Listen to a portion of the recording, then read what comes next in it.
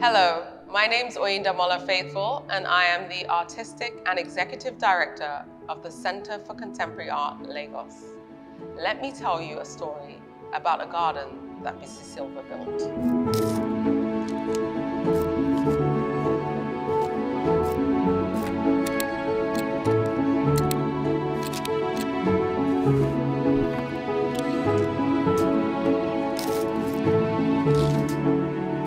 The story of the Center for Contemporary Art Lagos starts with a dream that came alive because of the passion, determination, and dedication of our founder, Bisi Silva.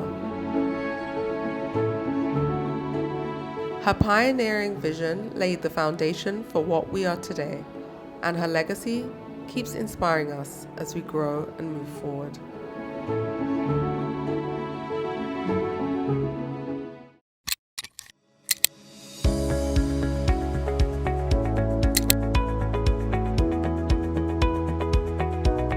Orúkọ mi ni Modúpẹ́ Gíwá. Iṣẹ́ tí mò ń bá CCA ṣe ni pé èmi ni máa ń clean everywhere. Nǹkan tó dùn mọ́ mi jù ni wípé tí wọ́n bá ti travel, àwa náà máa fi sílẹ̀ ní. Wọ́n dẹ̀ tó bá ti ń lọ báyìí wọ́n kọ́, màmá ní ilé dọwọ́ yìí máa ní ó dọwọ́ Ọlọ́run. Wọ́n dẹ̀ máa lọ rí, wọ́n á bọ̀ rí, wọ́n á tún bá wa náà láyọ̀ àtàlàáfíà. Ọlánrewájú Ajíbádé full name mi nìyẹn, but àwọn ẹmọ mi sí Lánre everywhere. Mo bá ní jọ́kọ̀ wá ní ṣé màá go into art. Mo ní mi ò kàwé, ó ní kò mean, ó ní wàá máa fojú sí ni, wàá máa fojú sí díẹ̀díẹ̀. Mo ṣáà ń fojú sí, ibẹ̀ mo ti mọ àwọn èèyàn gan, èmi ní Ọdún, Táyé, mo mọ so many people. Àti the 2016 yẹn, àwọn ni àwọn fi kún owó oṣù mi o, àwọn máa fún mi ní 40,000 naira every month. Inú mi tún dùn pé àwọ̀ mi ti ń jump up láti 8,000 ó di 40,000. My name is Kemi Aderinto. I work with the Center for Contemporary Arts, Lagos, as the admin person. So how did you feel when you heard about Silva's birth? I felt like the world has come to an end, because even looking at, anytime I look at any of our picture, like tear dropped from my eye. From the onset, Bisi Silva wanted to work with artists with a socially engaged practice, as well as those working outside the constraints of accepted mediums. One that went beyond art as an object or a commodity. In 2007, Babashino told me that there's someone that I need to meet. And he just brought me to meet Aunt Bisi. And, you know, I mean, you meet people all the time. And, well, I was considerably younger at the time. But, and there are different expectations or lack of expectations that come to play when you do. But she treated me as though she had known me all along. I don't know, maybe it was something he'd said before then. I wasn't there for that. But she just, and then she went on like, so we'll see each other later, right? You know, that kind of a thing. And even when I did come, because it was the beginning of everything, she made me feel like I was part of everything from the first minute. She got me. She understood me. And, you know,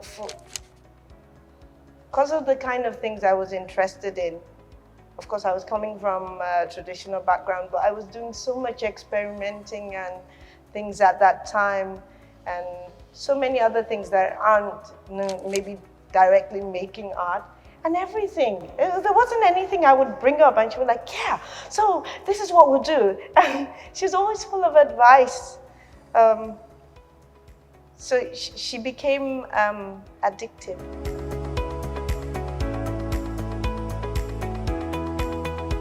I did mention the issue about altruism. But I think in understanding, if I'm coming from a position of someone that shares the same passion for her with books. There's an interview she gave and an essay that she wrote two different times, where she continued talking about a space for people to grow.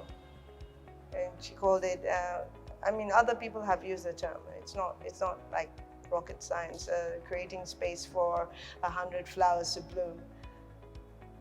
I thought in the beginning that she was carving out a space for the odd ones out, people like me. That was the initial thing. Sorry, and that thought is like over 15 years old now, so it's all the same thought. But it wasn't that.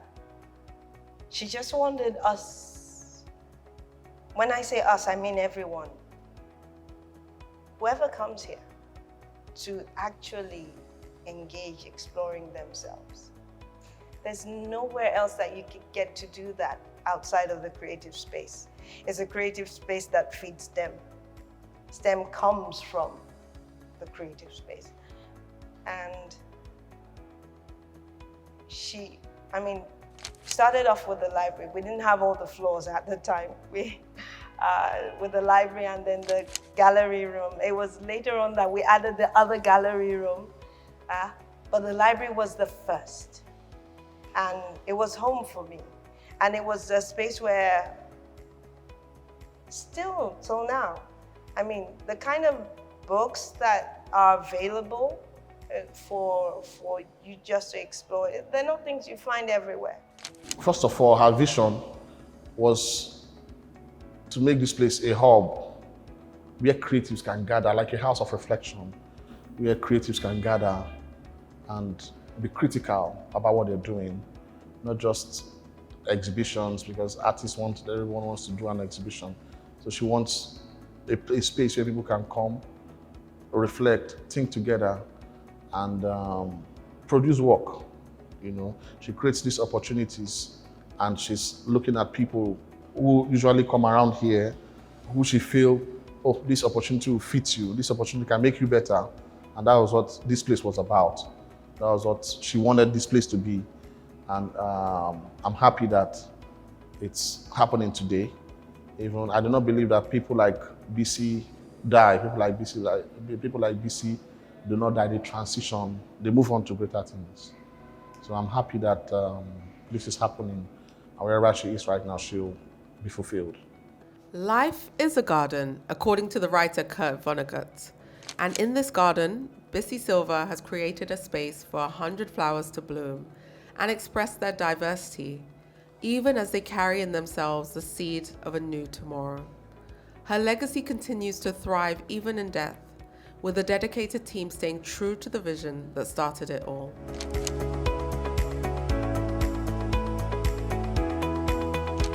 My name is Peter Ibahio-Koto. I'm currently the exhibition and technical manager in Center for Contemporary Art Lagos. CCA has evolved since her passing. One thing that's behind our mind is that we know we are not Bisi. We all have our own strength. Bisi is a wild wind, whether we like it or yes, but I can say that in my little years of being here, that Bisi is truly a wild wind. The evolving has shown how wonderful she is, how heroic her actions have been, and how great a person she is. Our evolving to what we are today is a function of her labor of love, and is a contribution by everybody who has ever, their path has ever crossed or have ever heard about the good thing that Bisi is doing. There's nowhere, to be honest, I've traveled to by function of these institutions that I have not either met somebody who has heard about Bisi, or somebody who has worked with Bisi, or somebody who Bisi has recommended, you know. So the evolution today is from her labor of love. So everybody is trying to, in their capacity, give back to say thank you for how much you have done for me and for all of us in the arts space. Well, since the passing of our late founder, Bisi Silva, I believe CCA has evolved in a way where we are trying to, I'm speaking from my aspects, establish a broader digital presence. We've tried to expand our network into platforms we're not on before, like LinkedIn. We're using Instagram more actively now, trying to make sure that, okay, yes, we're doing all this work, we're influencing art in this way, or making sure that people are able to see what we're doing and also want to be a part of it. After the passing of Bisi Silva, it felt like Asiko Art School would probably never happen again. And when Ms. Oyinda came on board as the artistic director, one of our goals was to revive Asiko Art School. Asiko Art School was one of Bisi Silva's special projects, including Gallery of Small Things. And there was this whole question of, will Asiko ever happen again? And when we wanted to start Asiko Art School in 2022, that was when we had it in Praia, Cape Verde. There was this feeling that, are we going to live up to the expectations of Asiko coming back after 3 years? Is it going to be the same way or not? And when we had it, it was actually a huge success, thankfully. But the most important thing is, it gave the younger generation that experience that they felt they would never have after Bisi Silva passed away. So Asiko Art School plays a really important role within the arts space on the continent and also beyond. It's the first and foremost art school of its kind, really challenging what we consider an arts education, especially for African artists and curators. We are now on our 9th edition. We have been to various cities and countries across the continent. We've experienced Anglophone countries, Francophone, Lusophone. This will be our first venture into North Africa, where we're looking at an Arabic-speaking country, and really convening artists and curators from the continent together to think about what it means to be an African artist, an African curator, how to develop themselves, how to develop a network, and really how to learn about art in a more critical way. I think Bisi founded it on the basis there was a gap in arts education on the continent. So we're really looking at how to fill that gap. What does it look like now? And really that gap was around how we develop critical thinking, how we create curriculums with our history and our context in mind. So that's what Asiko Art School serves to do. And we're always looking at different ways of doing that as we develop, looking at African artists on the continent, including the diaspora, having some of those more difficult conversations between North and maybe Sub-Saharan Africa also. Acquiring our new building marked a pivotal moment in our journey. It's not just a space. The building is a symbol of how far we've come and a testament to our commitment to CCA Lagos' mission. The milestone truly reflects our growth and the exciting path ahead. Interestingly enough, it was about a month into this role when we had an eviction notice. So the landlord was ready to sell. They actually already had a buyer, but the buyer wanted the building to be completely empty. So our real estate agent basically delivered these letters to all the businesses in the building. At first, I was a bit shocked, of course. CCA has always been here. But I also thought maybe this was an opportunity for a new start, a fresh start. I have a very important part of my practice, which includes access. And for me, the building wasn't accessible. We didn't have a lift. And so I thought maybe we would either rent somewhere else with a lift or maybe be on a first floor, ground floor, something that was accessible. So in my mind, I was prepared to leave. We'd paid our rent to, I think about June of that year. And I still hadn't found anywhere for us to move into. So I went to meet our estate agent and asked him if he would give us a couple more months to find a space. As we were leaving the building, he said something to me. He told me, Madam Bisi told me if we ever sell this building, we should sell it to her. I was so cross. I said to him, why didn't you tell me this earlier? You're saying this now when we're, almost out the door. I needed to think about it because it sounded like an important thing.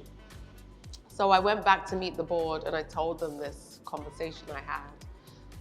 And I made it clear to them that maybe it was something that we needed to do. Now, I mentioned that access was important for me in my practice. So I said to our estate agent that, look, I would have loved to buy the building, but I want somewhere a bit more accessible and there's no lift. And he said to me, oh, there's a lift shaft, we just never installed the lift.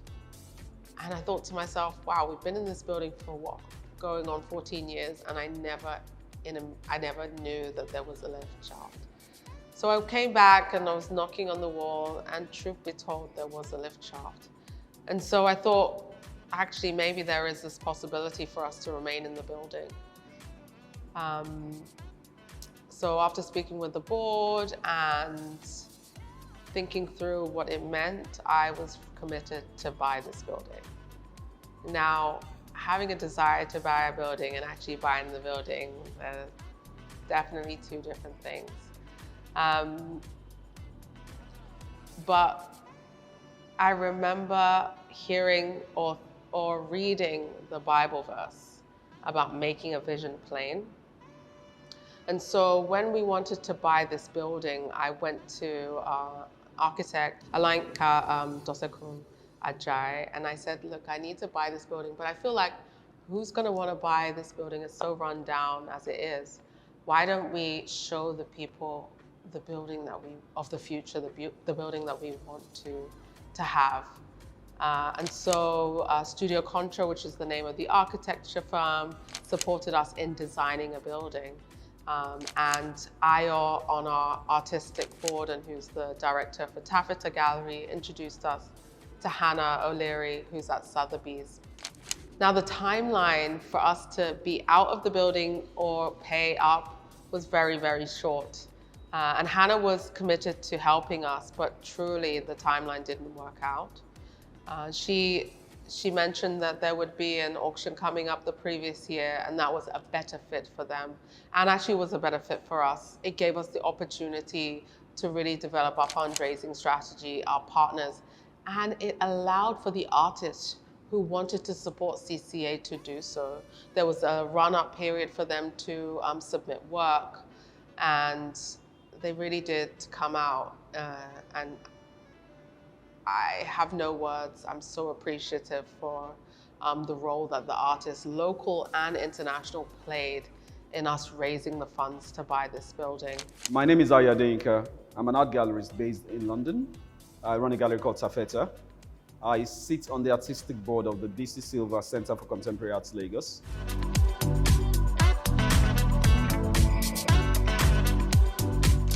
The broad role is probably to guide the programming of the center.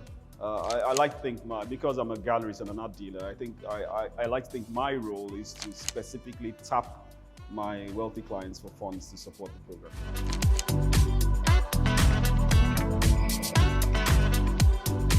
Bisi Silva left a legacy, and she had a 5-point agenda that she had in mind for CCA as far back as when she started the center.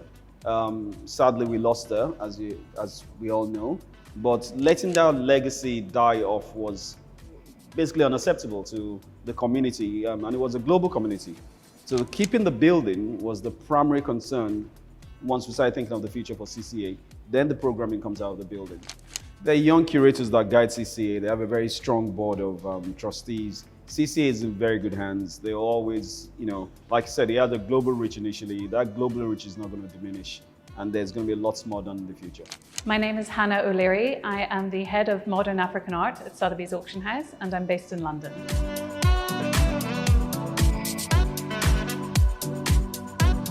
Shortly after Bisi died, I think it was in 2020, both Ayo Adeyinka, who's a dealer in London with Taffeta Gallery, and Dehani, the acting director of CCA, came to me with this idea to fundraise, to buy the building that CCA was renting, and to renovate it, to make it a world-class facility. To me, it was a no-brainer. I loved Bisi as a mentor, as a teacher, as a colleague. She had really supported me in my journey, in my career. And so I wanted to give back to her. Her loss we lost her too soon, and it felt like a way to honor her memory and to do something for her when she did so much for all of us. We really pride ourselves at Sotheby's on leading this market globally. So we are very invested in African talent, African collectors, what is happening in the art space on the continent. And CCA was one of the forerunners of that. And to me, there was no question about getting involved and giving everything we could to help CCA. I also knew, having done many, many fundraising auctions, that this was going to be easier than most. Fundraising is not easy. I think anyone who works for a charity or an institution knows that. But when you have a person and a place that has given so much to artists over the years, you know that the artists want to give back. And that's what we found. Artists, not just in Nigeria, all over the continent and even all over the world, heard about what we were doing, and they were so quick to lend their support, give their donations. You know, it was quite amazing thing to be part of, and I'm really, really proud that we were part of it as well. Working on CCA Lagos was important to us because cultural spaces shape how cities see themselves. They create places where people gather around ideas, where contemporary life and artistic expression can become visible, and where communities gain a sense of possibility and shared identity. So in a city like Lagos, which is extremely intense and dynamic and short on truly public cultural infrastructure, spaces like CCA play a really vital role in expanding the civic imagination.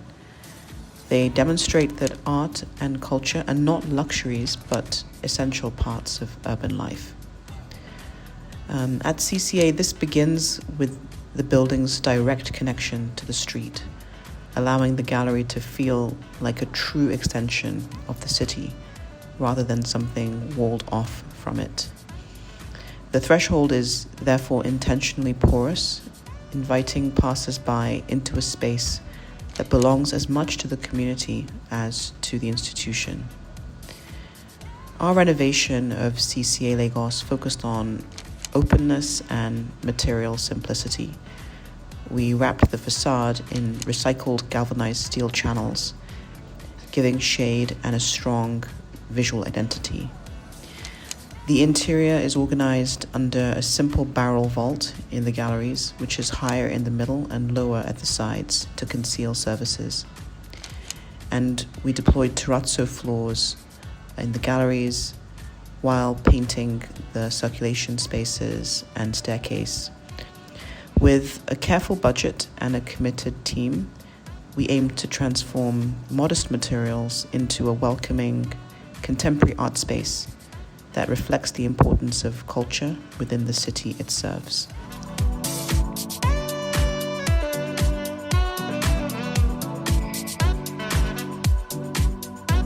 So we've decided to open the center in 3 phases. Why is that? One, because our first fundraising round really took us to this building opening phase. It's allowed us to buy the building, to renovate the building, and we wanted to make sure that our audience could see that something was happening in the space, to start imagining the kind of projects that they could deliver in the space, and to start using the space. The longer it's in renovation phase, it means that our audience aren't accessing the building. And so we wanted to kick off with an exhibition so that we're inspiring the audience. But we recognize that we actually don't yet have all the furniture. We don't have our signage up yet. And so that's gonna represent the next phase.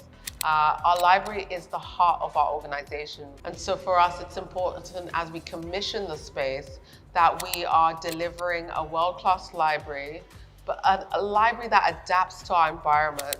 So really the first stage is this exhibition opening.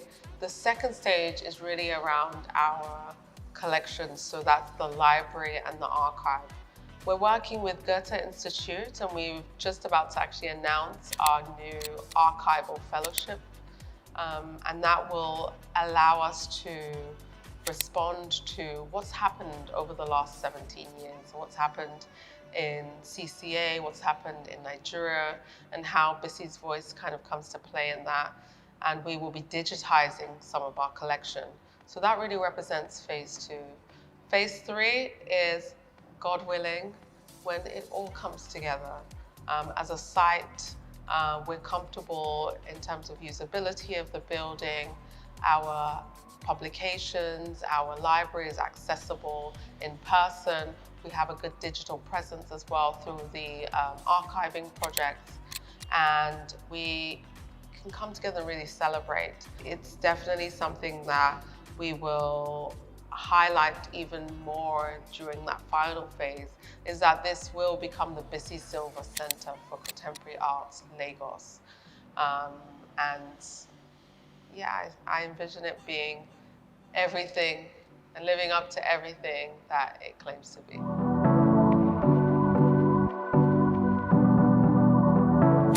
So one thing about CCA is that it's always been innovative. When I joined CCA in 2008, our focus was on video art. At the time, we didn't see very many artists working with video. Over the years, we've worked with a lot of different experimental medium, even virtual reality. CCA Van Lagos, one of the first organizations to be looking at art through that lens and medium. Now we're thinking through social practice. We do a lot of partnerships, especially with educational institutions. Why do we do that? Because innovation usually takes place in learning environments. And CCA sees itself through that lens as an educational institution, as a learning and experimental space. So we absolutely do see ourselves expanding, partnering in different ways. We will be reinvigorating the space through both local projects, but through international projects. And that's something I would say has been consistent over the years, is that we show projects that are not local, that are not necessarily even targeted at the same audiences, so that artists can have the opportunity to get engaged with thematics and artists who they may not ordinarily engage with. So I think at the heart of our organization is experimentation, is developing novelty and new projects.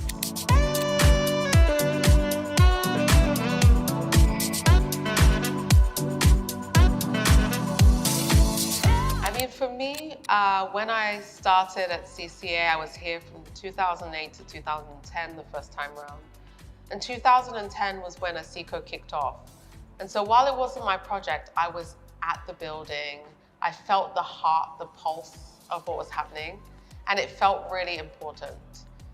By the time I came back as director in 2021, I knew that Asiko needed to return.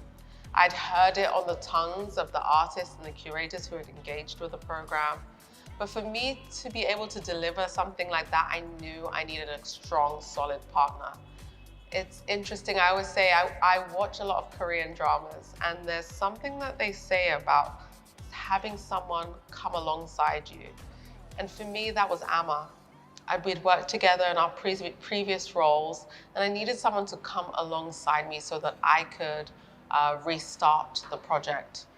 And I knew that CCA would need a lot of attention and needed a solid and strong administrator in myself.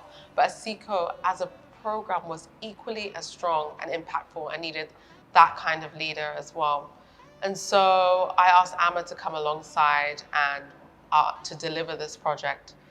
At first, I actually had designed an Asiko program to take place in Cameroon. I knew that Asiko moved between Anglophone, Francophone, and Lusophone countries, and we hadn't done much work in Cameroon, and it felt so close as a neighbor. And so I'd already raised a little bit of funding before I heard that Bisi had designed an edition that was due to hold in Cape Verde in Praia. And I felt very strongly that I wouldn't be able to continue with my design. I needed to close out that program properly and honor her properly through that Praia edition. And so we reached out to various partners, alumni, and a local team on the ground, and we were able to deliver that. And it's interesting and funny, but this fundraiser for the building was happening at the same time as this preparation for Asiko. So it really felt like a whirlwind. There was a lot going on in those first few, in that first year, a year and a half of me coming into this role. And I always say that when we went live with our open call, we didn't even have $1 yet. We hadn't raised any funding. But I just believed in it. I believed that we would, if we put one foot in front of the other. And I think Asiko and the building projects, they were happening at the same time, but they both had so much merit. And Bisi had so much goodwill that it was inevitable that both projects would thrive. At CCA Lagos, we aim to remain a meaningful platform for the elevation of contemporary art in Africa, while growing our impact within the wider global arts and culture ecosystem. As we look to the future, the launch of the Bisi Silva Center for Contemporary Art Lagos represents our commitment to the artists, art workers, and wider community who will access our building and programs. I am Joke Silva, and I'm the chairman of the board of trustees of CCA, the Bisi Silva Center for Contemporary Arts.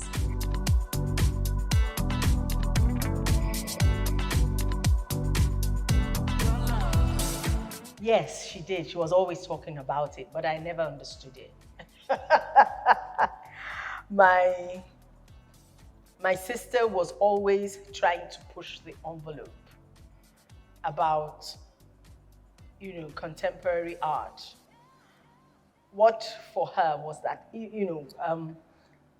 was she needed to take us away from the transactional form of art and bring us into a space, into the space of the possibilities of art, of what art could achieve.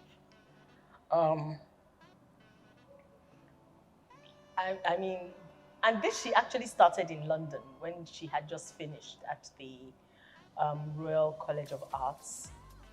There was an exhibition she invited me to when I was in England, and it was head of states. I'll never forget. And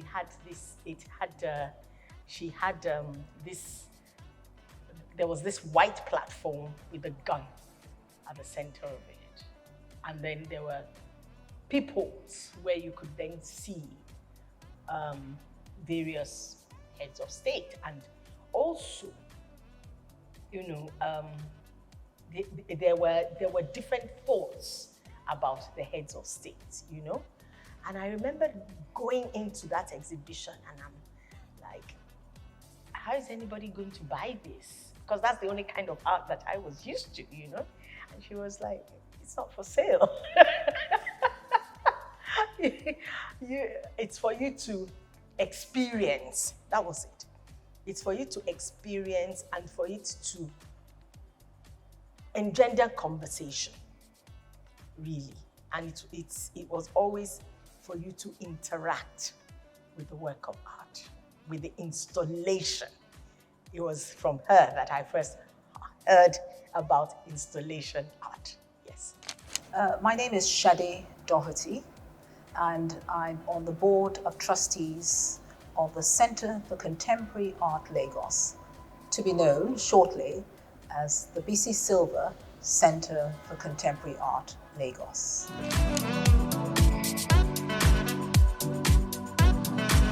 Today, I look back so many years to 2007, when this organization or entity was registered with the Corporate Affairs Commission as a not-for-profit organization set up to promote visual art in all its ramifications.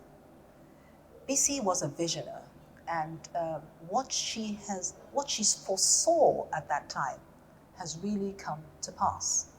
In her lifetime, we might not have known all the work she was putting into this project, but today we can see it, that it has come to be. For me, the center represents a couple of things.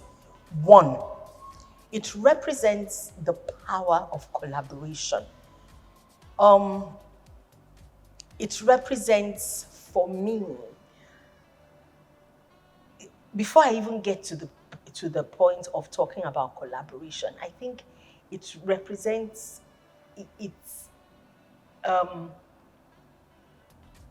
how important it is to share yourself.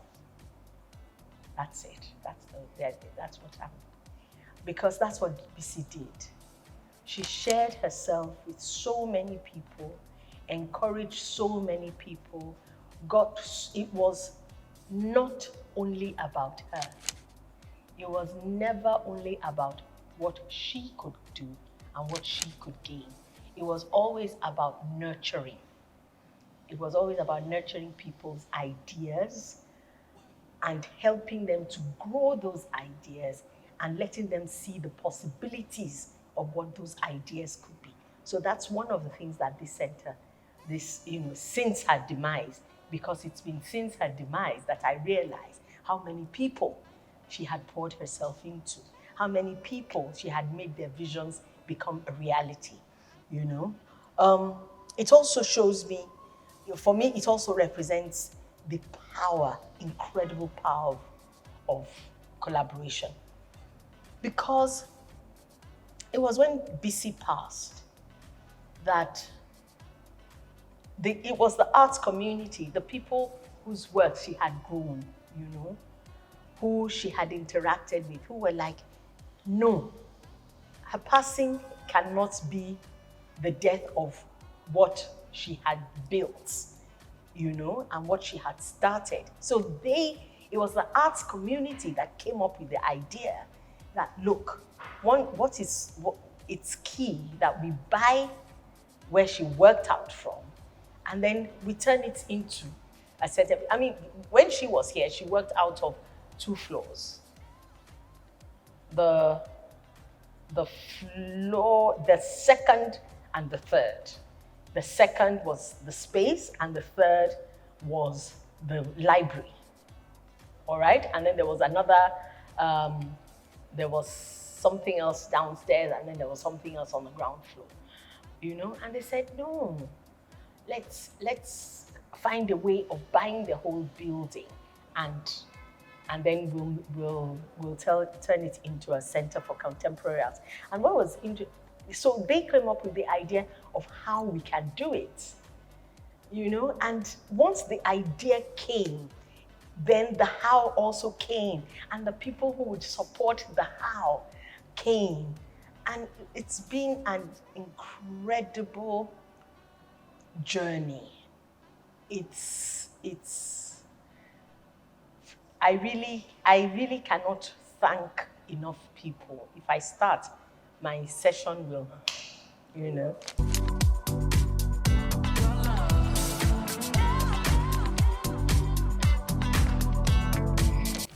To be honest, I was so wrapped up in grief at her passing, all right, that I didn't even give it a thought. It was, again, I will say, because of her proteges, who there was Ihiani. Ihiani was here when Bisi passed. So he pushed forward his doctorate just so that he could stabilize the helm of affairs, made sure that everything was stable, and then Oyinda came on board. So there was a seamless continuation after she passed. And there was also the support from friends. I mean, one of our members of the board, El Anatsui, who was unstinting in his support of the center. And so those early years were kind of grounded by these people. And then, like I mentioned, in my answer to the former question, it was the arts community who made sure that the dream of the CCA didn't die. And I think it's, you know, it speaks to the person that she was, you know, and so this is a space now. And I remember that, you know, when she passed and Ihai and I would, you know, and we had our early conversations, I kept saying to CCA, to Ihai, look, I see this like a fashion institution, you know, institution where you have a Chanel who is a founder, but every so many years you get a new director who keeps the fundamental dream of the founder, but has the right to then take the vision where he sees it. And that's what I've always told all the, you know, that's what I told Ihai. And so for Ihai, it was about archiving her writings, archiving everything that she did. And then with Oida, I told her exactly the same thing. Just take it to where you see it, keeping the fundamentals of her vision, which was that it had to be a place for the community. It had to be a place for it's a place where it's more about ideas than about transactions. And because Oida had been with her from the get-go, she knew exactly how to go ahead and you know, make that flourish in her own way. So nobody is tied to what you know, what Bisi wanted to do. You know, she gave there was the foundation. She gave the foundation. But you know, Oida has taken it in the direction she wants to take it, and I think that's the only way to keep a legacy going. You know, that's the way to keep that's the way of growth. Yes, there's a bit about the past, but the future is very important.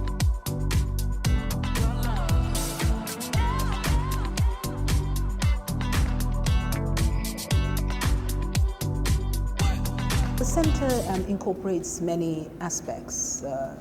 From downstairs, we have a restaurant and a shop, which will become a gathering place for people interested in the arts. On the first and second floors, we have exhibition halls, beautifully done, which will be available for exhibitions. And on this top floor, on the top floor before this, we have a library. Bisi had such a archival selection of African art, information and documents. We have the students from the Lagos University, Yaba College of Technology, using it in the past, and we're trusting that they will continue using it. And then we have the attic space, that's where we are now, for people to actually paint and draw in the future. I hope it becomes a mecca of contemporary African art in Nigeria.